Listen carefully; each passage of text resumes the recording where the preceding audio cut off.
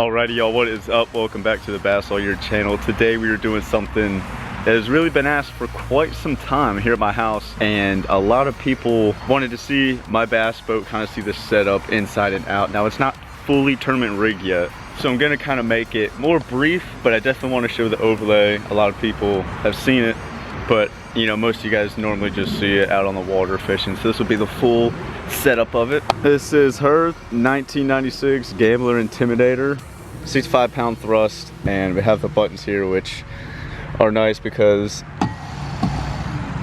basically act as your foot. It is a hand steer, but a sweet, very clean boat.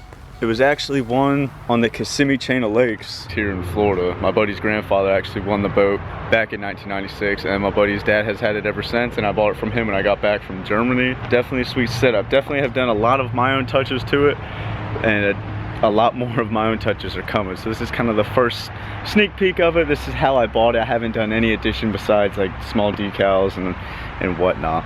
Come around on to the front deck. I mean, a Gambler is good for that. It is a massive front deck. So did from Z Decals, was able to make me a custom carpet decal of my logo there, which is awesome here on the front deck.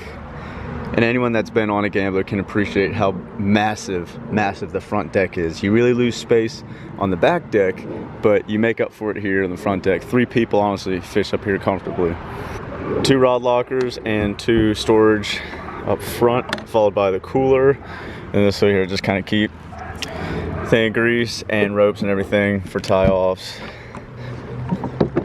The rod lockers are massive. Lights installed in. I mean, I can fit 8-foot rods. I fit 8-foot swim bait rods, 8-foot flipping sticks in here. I have all the gear stored inside, but they are massive. Graph wise, powered the Humminbird 999 legacy unit. This unit does the damage, sonar, down imaging, side imaging.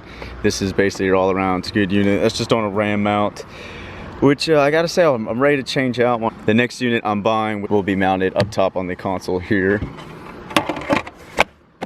Here's Cockpit. This is where all the action happens.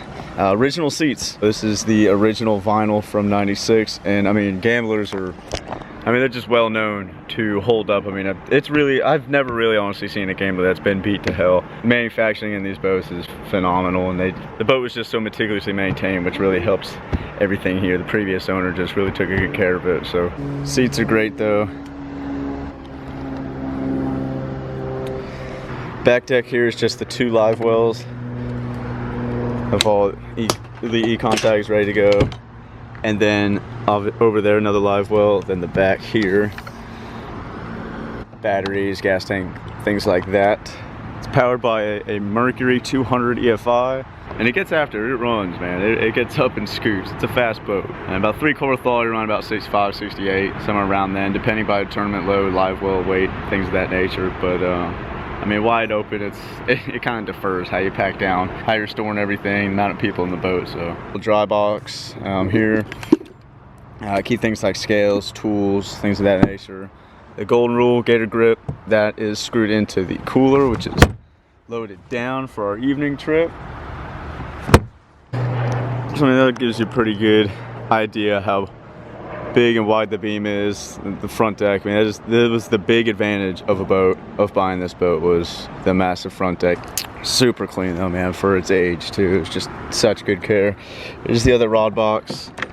Keep all the documents and whatnot in here as well. Some extra GoPro mounts. This is the yellow tech for the bag. This is where a lot of I've been filming a ton of videos and mounting the GoPro on top of it and putting it in the back navigation lights. This is a cool piece here. Keep an extra scale in here and an extra set of cull tags in case they are needed.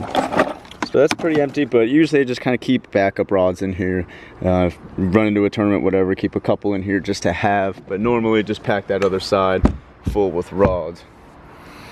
This first, bigger than the other, it's holding life jackets, buffs. These are cool though. I got these when I did buy the boat. They are the original Gambler Pro Bass Team jackets that came with the boat back in '96. So that's pretty cool. Got 2 of those. And then got waterproof bag for clothes, got the rain gear in that red bag. And then tackle just sorted all over the place. Like I said, we're going out this evening, so I've got some organizing to do.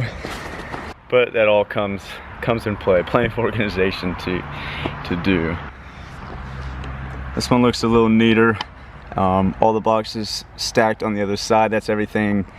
Basically, these are going to be the go-to starting lineup baits. I move everything from the back drawer to the front. So everything that will be lined up ready to roll for our evening bite tonight is all set up right there, ready to go, as well as a terminal box, marker buoy, and tons of other just backup baits. I mean, this holds plenty amount. There's no fancy dividers, don't need anything like that. This thing holds all the tackle I can need for a full 8 to 10 hour day of fishing. That's it. Like I said, I really wanted to keep this short, simple, and to the point.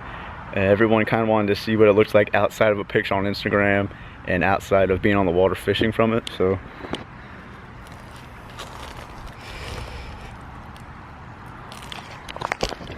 and it is a 19.3.